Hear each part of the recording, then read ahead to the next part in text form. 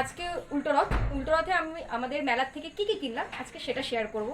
তো ফার্স্টে এই যে দুটো প্লেট, এরকম আর কি ক্লিয়ার সেট ছিল না আর কি কাপের। আর মেলা গেলে কাপের সেট নিতে তো সবারই মনে হয় ভালো লাগে, বাট আমার এটা বেশ ভালো লেগেছিলো তাই এটা নিয়েছি। আর তার সাথে ওই কাটিং চা খাওয়ার মতো একটা কাপ নেওয়া হয়েছে গ্লাস টাইপের, যেটাতে মায়ের জন্য এটা নেওয়া। এরপর আমার বাড়িতে একটা বিচ্ছু আছে, সেই বিচ্ছুর জন্য একটা খেলনা নেওয়া হয়েছে। এটা জানি দুদিনে এটা শেষ হয়ে যাবে, বাট এটা বেশ কিউট লাগলো। টেলিফোন প্লাস গাড়ি। তারপর কিছু এরকম একটা ছোট বুগার্ডি নিয়েছি। এরকম দুটো ট্যাপ কানের নিয়েছি। মেলায় গেলে এই ট্যাপ কানেরগুলোই দেখতে খুব ভালো লাগে ডেলি ওয়্যারের জন্য।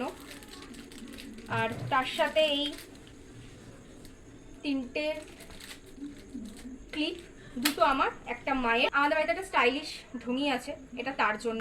আর একটা কানের নিয়েছি এই ঝুমকাটা। অনেক দিন এরকম মানে এরকম ঝুমকা আমি কোনোদিন আগে ট্রাই করিনি। আমার এই ঝুমকাটা ভীষণই ভালো লাগলো, ইউনিক লাগলো। ঝুমকাটা 40 টাকা নিয়েছে, বাইরে এটার অনেক দাম হওয়া উচিত ছিল।